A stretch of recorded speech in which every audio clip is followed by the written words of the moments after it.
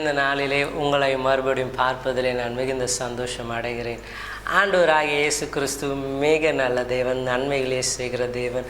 அந்த இயேசு உங்களை அளவுக்கு அதிகமாக நேசிக்கிறார். எவ்வளோ நேசிக்கிறார் அப்படின்றால் அழகாக ஒரு படத்தில் போட்டிருந்தாங்க, சிலுவை, அவருடைய கை விரித்தவராய் ஆணியடிக்கப்பட்டவராய். அப்போ இயேசுக்கிட்ட கேட்குறாங்களாம், நீங்கள் எவ்வளவா என்னை நேசிக்கிறீங்கன்னு கேட்கும்போது அவருடைய கரத்தை எவ்வளோ தூரம் அவரால் விரிக்க முடியுமோ அவ்வளோ தூரம் விரித்து அவர் சொல்கிறாங்க, இவ்வளவாய் அவர் உங்களை நேசிக்கிறார் என்று சொல்லி. உங்கள் நிமித்தம் வேதம் சொல்லுகிறது அவமானங்கள், நிந்தனைகள், அவர் கஷ்டப்பட்டாங்க. காரணம் என்னென்னா, எப்படி ஆச்சு, ஏன் பிள்ளைங்க என்ன நம்புகிறவங்க they have to live superly, உலகத்தில் சூப்பராக அவங்க வாழணும் அப்படின்னு சொல்லி எவ்ரிதிங் எஸ்டா நீங்கள் இந்த பூமியிலே சுகமாக வாழக்கூடிய எல்லாவற்றையும் அவருக்கு உங்களுக்கு செஞ்சுட்டாங்க. நீங்கள் செய்ய வேண்டிய ஒரு காரியம், ஜஸ்ட் ட்ரஸ்ட் இன் ஜீசஸ். பாருங்கள், வேதத்தில் ஒரு சம்பவத்தை வாசிக்கிறோம். சத்துருக்கள் தேசத்தை அல்லது சத்துருக்கள் தேவனை நம்பின ஜனத்திற்கு விரோதமாக எழும்பி இருக்கிறது. எல்லாரும் பயந்து போனாங்க, இது என்ன நடக்கும். அவங்க சுற்றிலும் இருக்கிறதுனால ஊர்லேருந்து யாரும் வெளில போக முடியல, விவசாயம் பண்ண முடியல, ஃபுல்லாக பஞ்சம். யாரும் வெளியிலேருந்து வியாபாரம் செய்ய உள்ளேயும் வர முடியல. அவ்வளோ ஒரு கஷ்டத்தில் இருக்கும் பொழுது தேவ ஊழியர் ஒருவர் வந்து சொல்கிறாங்க, கவலைப்படாதீங்க, நாளைக்கு நீங்கள் சாப்பாடெல்லாம் பயங்கர சீப் ப்ரைஸில் சாப்பிட போகிறீங்க அப்படின்னு சொல்லி. இருக்கிற ராஜா தொடங்கி ஜனங்களுக்கு எல்லாருக்கும் ஆச்சரியம்னா, ஒரு வேளை சாப்பிட்றதுக்கே சாப்பாடு இல்லை, ஆனால் சாப்பாடை போதுமான அளவுக்கு சீப்பாக சாப்பிட போகிறோமா? How this is possible? ஒரு அதிகாரியும் சொல்கிறேன், கடவுள் நினச்சா கூட இது நடக்காது. வானத்தின் பலகணிகளை திறந்து அப்படியே நம்ம தேசத்தில் கொட்டினா கூட இட் இஸ் இம்பாசிபிள், இது நடக்கிறதுக்கு வாய்ப்பு இல்லை என்று சொல். அப்போ அந்த ஊழியர் சொல்கிறாங்க, நீ கடவுளுடைய வார்த்தையை நம்பாததுனால நீ அதை பார்ப்ப, ஆனால் சாப்பிட மாட்டேன் என்று சொல்லி. பாருங்கள், கடைசியாக அப்படியே ஆயிடுச்சு. அவர்கள் எண்ணி பார்க்காத ஒரு அதிசயம், சத்துருக்கள் எல்லாம் இரவிலே பயத்தினாலே ஓடி போனார்கள். ஆனால் காலையில் பார்க்கும்பொழுது அந்த சத்துருக்கள் வைத்திருந்த ஆங்காரம் தொடங்கி எல்லாம் இவர்களுக்குள்ளே தான் ஆயிடுச்சு. அவ்வளோ சீப்பாக எல்லாம் எடுத்து சாப்பிட்றாங்க. ஆனால் சொன்ன அதிகாரி அங்கே மிதிப்பட்டு செத்து போனான் என்று சொல்லி அதெல்லாம் நடக்கிறத பார்க்குறான். ஆனால் ஒரு ஆகாரத்தை ருசிக்க முடியல. காரணம் என்னென்னா, he did not believe in the word of God. தேவனுடைய வார்த்தையை நம்பாததினாலே அவன் கூட சாப்பிட்ருக்கலாம், அவன் கூட இன்னும் வாழ்ந்திருக்கலாம். பட் அவன் நம்பாததினாலே அவனுடைய நம்பிக்கை அற்ற தன்மை தேவனிடத்திலிருந்து பெற்றுக்கொள்ள முடியாமல் போனது. இன்றைக்கி உங்களை உற்சாகப்படுத்துகிற சூழ்நிலைகள் உங்களுக்கு பெருசு தான். நீங்கள் படுகிற வேதனை நீங்கள் சொன்னாலும் என்னால் புரிஞ்சு கொள்ள முடியாது.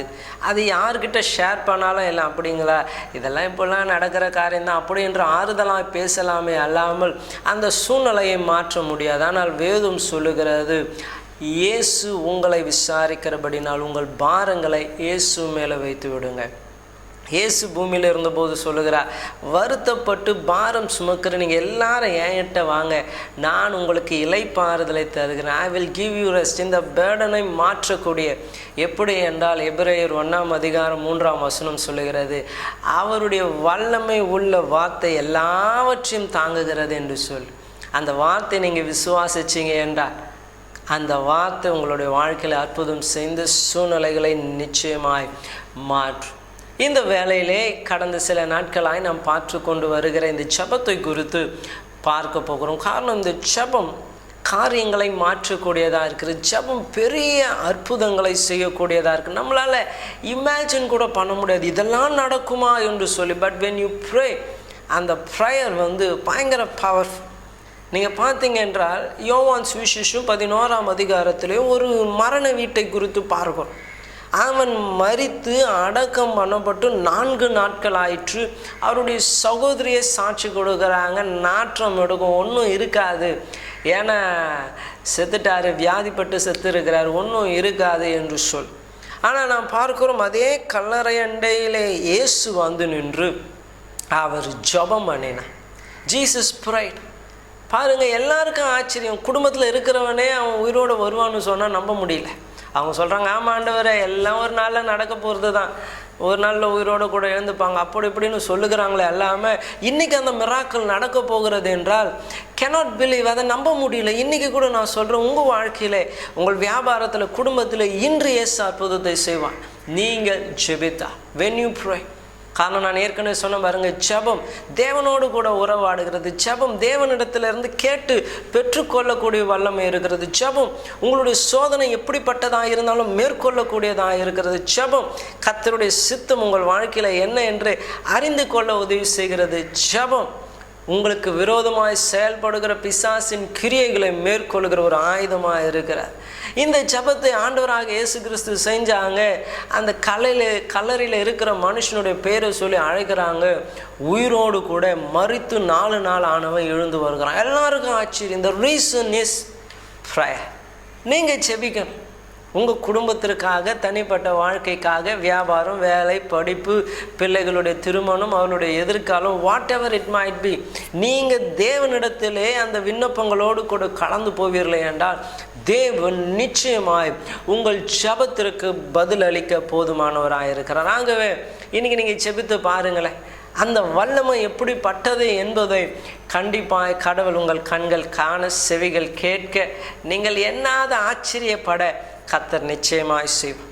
இந்த வேளையிலே எப்படி ஜெபித்தால் தேவன் கேட்பார் என்று சில காரியங்களை உங்கள் மத்தியிலே நான் சொல்ல விரும்புகிறேன். முதலாவதாக, we have to pray according to the will of God. தேவனுடைய சித்தத்தின்படி ஜெபிக்க வேண்டும். இந்த தேவனுடைய சித்தத்தை அறிந்து கொள்வது எப்படி என்று நான் ஏற்கனவே சொன்ன ரோமர் 12 அதிகாரம் 2 வசனத்தில் வாசிக்கிறோம். உங்கள் மனம் புதிதாகிறதினாலே உங்களுடைய சிந்தனை, உங்களுடைய யோசனை உலகத்தை போல அல்ல. உலகத்தில் இருக்கிறவன் ஒரு சூழ்நிலை நடந்தால் இந்த சூழ்நிலைக்கு காரணம் இதுதான், இந்த காரணத்தை இப்படி தான் நம்ம டீல் பண்ண முடியும் என்று சொல்லி அவர்கள் பல அனுபவங்கள் பலரை பார்க்கிறதுனாலே, பலர் செய்ததை பார்த்து இப்படி தான் நடக்கும் என்று சொல்லி சில காரியங்களை ஏற்கனவே திட்டம் தீட்டி தே ஹேவ் பிளான்ட். அப்போது மைண்ட் செட் எல்லாருக்கும் அப்படி தான் இருக்குது. இது நடந்தால் இப்படி தான் நடக்கணும், இது நடந்தால் இப்படி தான் நடக்கணும், இது நடந்தால் இப்படி தான் நடக்கணும் என்று சொல்லி எல்லாருடைய மைண்ட் செட். ஏன்னா உலகத்தோடு நாம் வாழ்கிறதுனால உலகத்தில் இருக்கிற பல காரியங்களை நாம் பார்த்திருக்கிறோம். ஆனால் இங்கே சொல்லப்படுகிறது, உலகத்தோடு ஒத்த வேஷம் தெரியாமல், அவங்கள போலவே சிந்தியாமல் உங்கள் சிந்தனை அது மறுரூபமாக்கப்பட்டால் என்று சொல்லப்படுது. when your mind is renewed, அப்போ நீங்கள் என்ன பண்ணலான்னா தேவனுடைய சித்தம் என்னதென்று அறிந்து கொள்ளலாம். தேவனுடைய சித்தம் உங்களை குறித்து கோபமானதோ, உங்களை பாரப்படுத்துகிறதோ, உங்களை உபத்திரவப்படுத்துகிறதோ அல்ல. வேதம் சொல்லுகிறது நன்மையும் பிரியமும் பரிபூர்ணமான சித்தம். நடுவில் டிஸ்குவாலிஃபை பண்ணுற சித்தம் அல்ல. அது பிரியமாக இல்லாததை வெறுப்பானது செஞ்சு கொண்டுகிற காரியம் அல்ல. அது தீமையானது அல்ல. கடவுளுடைய சித்தம் உங்களை குறித்தது நன்மை, பிரியமானது, பரிபூர்ணமான சித்தம். அப்போ அது என்ன என்று if you want to know, you have to read the word of God. கர்த்தருடைய வார்த்தையை வாசிக்க வாசிக்க அது கால்களுக்கு தீபமும் பாதைக்கு வெளிச்சமும், நம்ம அறியாத இடங்களிலே அவைகள் நம்மை கொண்டு போகக்கூடியதாக இருக்கிறது. பாருங்கள், வேதத்திலே ஒரு சம்பவத்தை நம்ம வாசிக்கிறோம். ஒரு மனுஷன் பிறவிலே இருந்தே குருடனாக இருக்கிறார். அப்போது இருந்த இயேசுவோடு கூட இருந்த சீடர்களுடைய எண்ணம் உலகத்தை போலவே யாரோ ஒருத்தர் வீட்டில் தப்பு செஞ்சுருக்கணும், இல்லைன்னா ஏன் இவன் இப்படி பிறகுறான், ஒன்று அப்பாவோ இல்லை அம்மாவோ அவங்களுடைய முற்பிதாக்களோ ஏதோ ஒரு தப்பு செஞ்சுருக்கணும். அந்த பாவமானது இவங்களை இப்போ பழி வாங்குது. அவங்க செஞ்ச அந்த குற்றமானது இவங்க குடும்பத்தில் இப்படிப்பட்ட பிரச்சனைகளை கொண்டு வந்திருக்கிறது. அவன் பிறவில இருந்தே குருடனாக இருக்கிறான், பிச்சை எடுத்துன்னு இருக்கிறான். அப்படி என்று உலக தரப்பிலிருந்து கருத்து சொல்லப்பட இயேசு அதற்கு ஆப்போசிட்டாக சொல்கிறாங்க, இது யார் செஞ்ச பாவமும் அல்ல, இவன் செஞ்சதும் அல்ல, இவங்க பெற்றோர் செஞ்சதும் அல்ல, இது தேவனுடைய நாமம் மகிமைக்கு என்று நடந்தது. அப்போ பாருங்கள், உலகத்திற்கு ஃபுல்லி கான்ட்ரரியாய் தேவனுடைய சிந்தனை சித்தம் இருக்கிறார். உலகத்தை போல அல்ல, இயற்கைக்கு அப்பாற்பட்ட காரியம். பிறவியில் இருந்து குருடனாய் பிறந்த ஒருவன் பார்வை அடைய முடியுமா? அதுவே ஆச்சரியம். இயேசுவை கொலை செய்வதற்கு ஜனங்க எத்தனித்த காரணத்தில் இதுவும் ஒரு காரணம். என்னன்னா, இப்படிப்பட்ட அற்புதமா, இது எப்படி செஞ்சார்? இது நடக்காத காரியமாச்சு. ஏதோ நடுவில் குருடன் ஆனால் பரவாயில்ல, திருப்பியும் கண்ணு பார்வை வந்துடுச்சு. ஆனால் அவன் பிறந்ததே குருடனா பிறந்திருக்கிறான்னு, இது எப்படி நடந்தது என்று சொல். அப்போது அந்த மனம் நமக்கு புதிதாக வேண்டும். உலகம் பார்க்கிற வண்ணமாய் அல்ல, கடவுள் பார்க்கிற வண்ணமாய். உங்கள் வாழ்க்கையிலே, உங்கள் குடும்பத்திலே, உங்கள் வியாபாரத்திலே, பிள்ளைகளுடைய காரியங்களிலே what is the will of God, தேவனுடைய சித்தம் என்ன என்பதை வேதத்தை நீங்கள் வாசிக்கும் போது தெரியும்.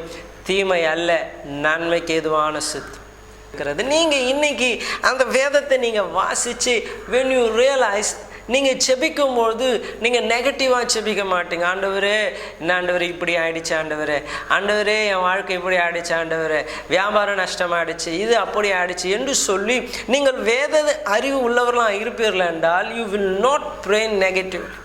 நீங்கள் தீமையாக செபிக்க மாட்டீங்க. பாருங்கள், ஒரு பெரிய ஒரு தீர்க்கதரிசி வேதத்தில் ஒரு ஜெபம் பண்ணுறாரு, ஆண்டவரே அக்னி வரணும் அப்படி என்று சொல்லி.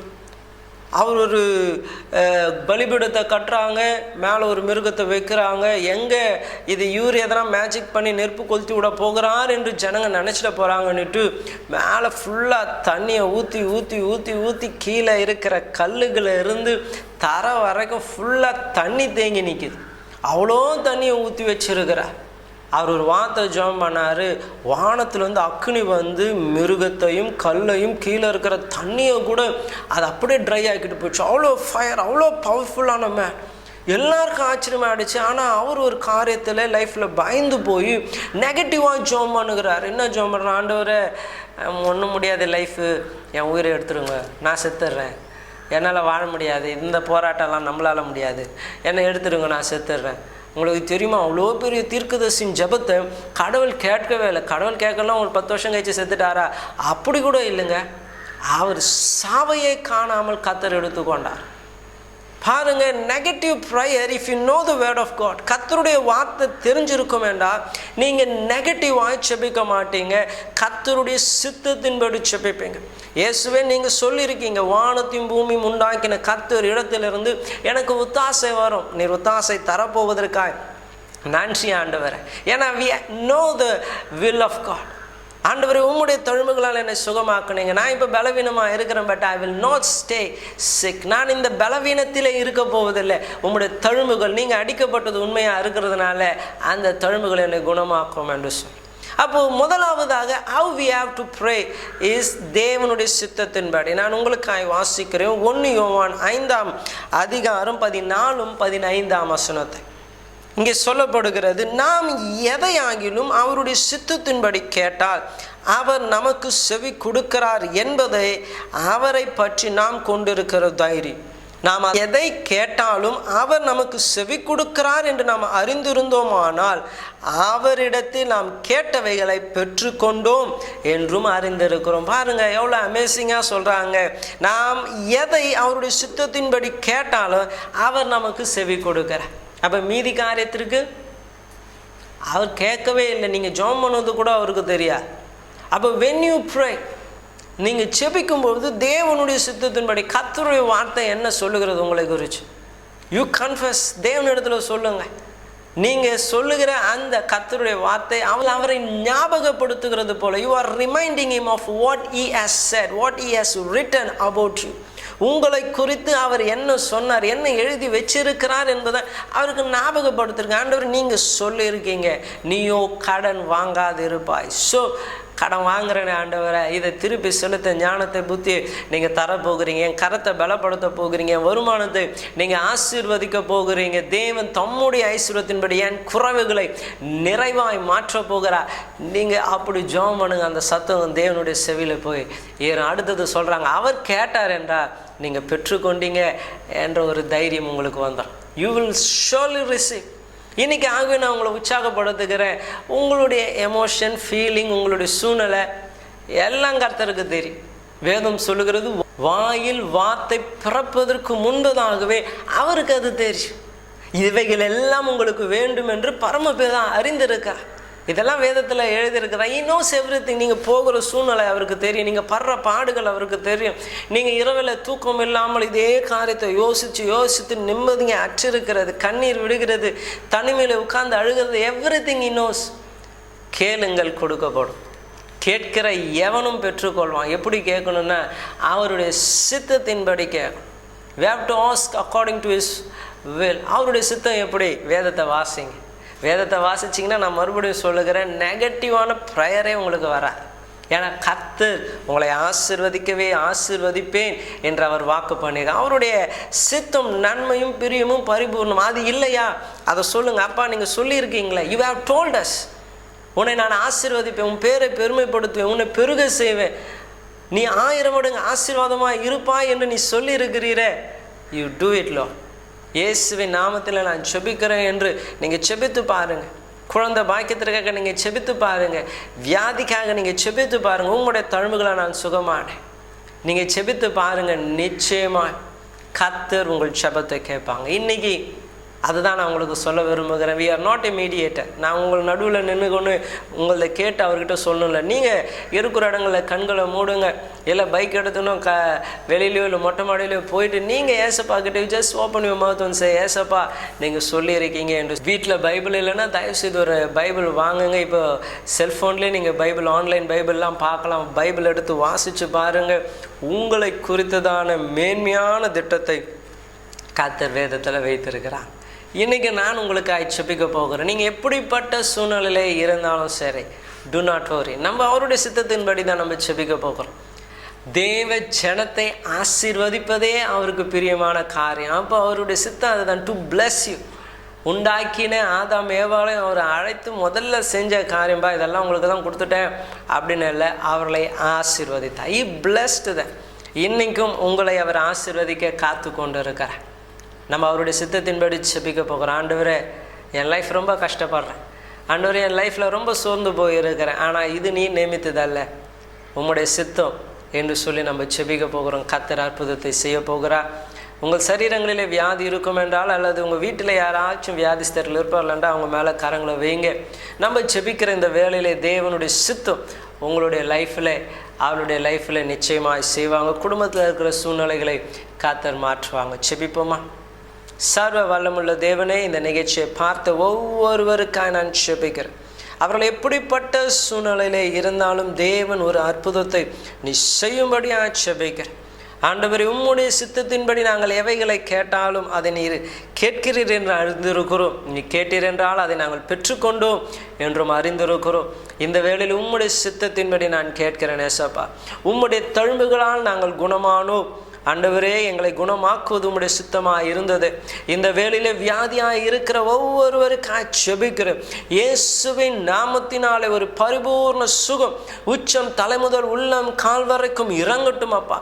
மருத்துவர்கள் அதை குறித்து எதை சொல்லி இருந்தாலும், எப்படி பயமுறுத்தி இருந்தாலும், இந்த வேளையிலே உம்முடைய சித்தம் ஆண்டவரே, நன்மையும் பிரியமும் பரிபூர்ணமான சித்தம் அவருடைய வாழ்க்கையிலே நிறைவாய் மாற்றி ஆண்டவரே அவருடைய எல்லா வியாதிகளையும் நீ சுகமாக்கும்படியாக செபிக்கிறேன். ஆண்டவரே, மெய்யாகவே நீர் எங்களுடைய பாடுகளை ஏற்றுக்கொண்டீர், எங்கள் துக்கங்களை சுமந்தீரே அப்பா. ஆண்டவரே, அது உம்முடைய சித்தமாய் இருந்தது. நாங்கள் சுகமாய் சந்தோஷமாய் இருக்க வேண்டும் என்று சொல்லி இந்த நாளிலே குடும்பத்திலே நடைபெறுகிற காரியத்தின் நிமித்தம் மன சஞ்சலத்தோடு, துக்கத்தோடு, கவலையோடு காணப்படுகிற ஒவ்வொரு குடும்பத்திற்காக செபிக்கிறேன். ஆண்டவரே, உம்முடைய சமாதானத்தை அவளுடைய வீடுகளிலே, அவளுடைய இல்லங்களிலே, உள்ளங்களிலே தேவனின் நிரப்பும்படியாக செபிக்கிறேன். ஆண்டவரே, ஒரு நன்மையும் குறைபடாமல் எல்லாவற்றிலும் சம்பூர்ணமாயிருந்து உம்முடைய நாமத்தை மகிமைப்படுத்த ஆண்டவரே, உம்முடைய பரிபூர்ண சித்தத்தின்படி நாங்கள் செபிக்கிறோம். எங்களை ஆசீர்வதிப்பதில் பிரியப்படுகிற தேவனே, உம்முடைய ஆசீர்வாதம் சம்பூர்ணமாய் கடந்து வரட்டும். இயேசு நாமத்தில் செபிக்கிறோம் நல்ல பிதாவே, ஆமென். உங்கள் துக்கம் சந்தோஷமாய் மாறும். ஷாலோம் பேராலயம். கர்த்தரின் வல்லமையுள்ள வார்த்தைகளை கேட்கவும், அவரை மகிழ்ச்சியுடன் ஆராதனை செய்யவும் விசாலமான இடம் இங்குண்டு. சிறுவர் ஆலயம், யூத் அரைஸ் கிளப், ஆண்கள் ஐக்கியம், பெண்கள் ஐக்கியம், கிறிஸ்தவ புத்தக நிலையம், கிறிஸ்தவ நூலகம் என இன்னும் அநேகம் உண்டு. அப்போஸ்தலர் தங்கச்சன் மற்றும் சகோதரி வியூலா தங்கச்சன் உங்களை அன்புடன் அழைக்கிறார்கள்.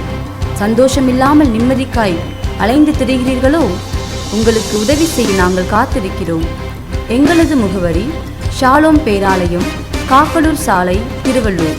தொலைபேசி எண் 9789535258.